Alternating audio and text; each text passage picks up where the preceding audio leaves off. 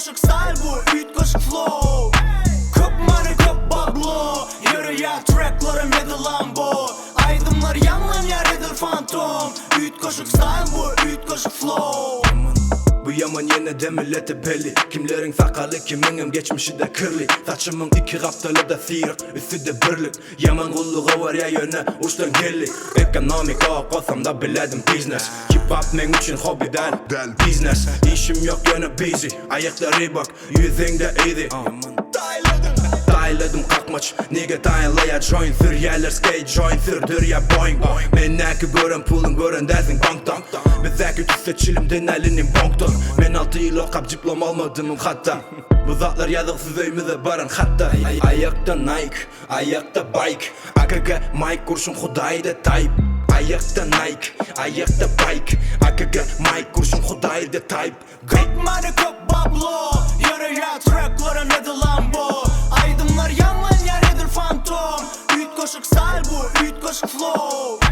Köp money köp bablo, yürü ya tracklarım yedi Lambo. Aydımlar yanlan yer edil fantom. Üç koşuk style bu, üç koşuk flow.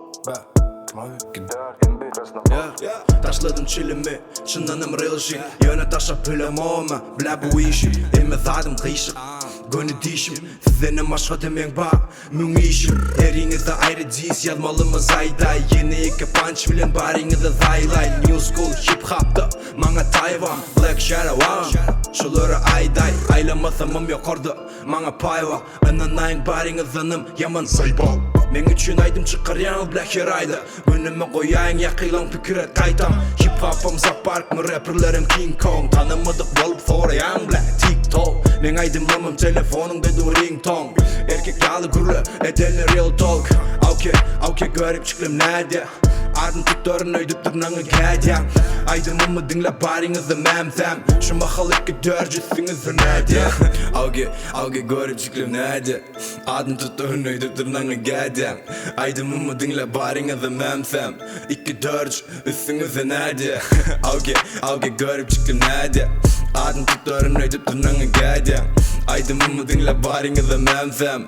İki dörc bile üstünüzü nerede? Köp money köp bablo, yürü ya tracklarım edil Lambo.